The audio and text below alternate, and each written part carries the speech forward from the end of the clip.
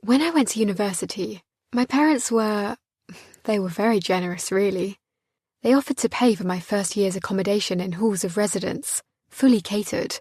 It was fine by me, because it saved me worrying about it.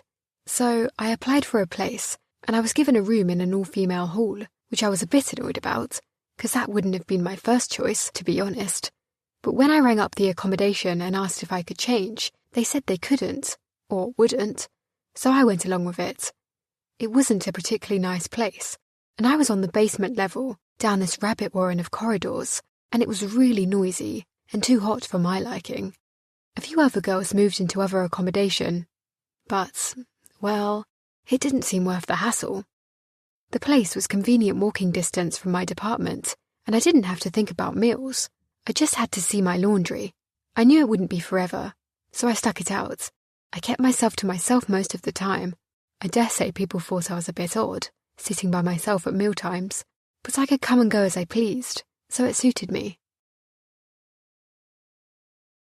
I couldn't wait to move away from home and experience the university lifestyle. My parents were all worried about whether I'd be able to look after myself properly, but I said, sure, I'll be fine, and paid no attention to them. I was in a self-catering hall of residence right in the middle of campus next to the student bar. It was nice. It had a private bathroom and a shared kitchen, which was cleaned once a week by a cleaner. Poor woman. Looking back, I feel really sorry for her because we left the place in a real mess. I can't remember washing up once, but then I mostly ate microwave meals because I couldn't be bothered to cook.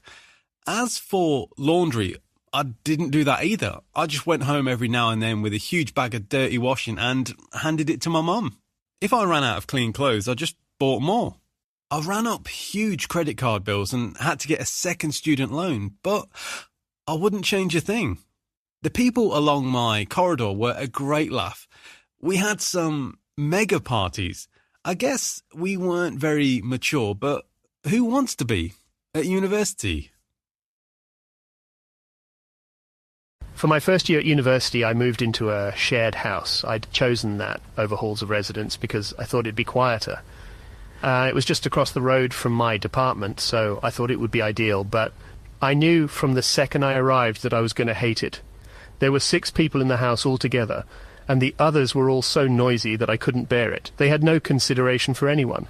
They kept their music on really loud, had parties on any day of the week, and smoked like chimneys, so the place stank. If I asked them to keep it down so I could sleep or study, they would be really rude and sometimes aggressive. And they left the place in a real mess, and I wasn't prepared to wash up and clean the bathroom for them, but sometimes I had to just to be able to prepare a meal.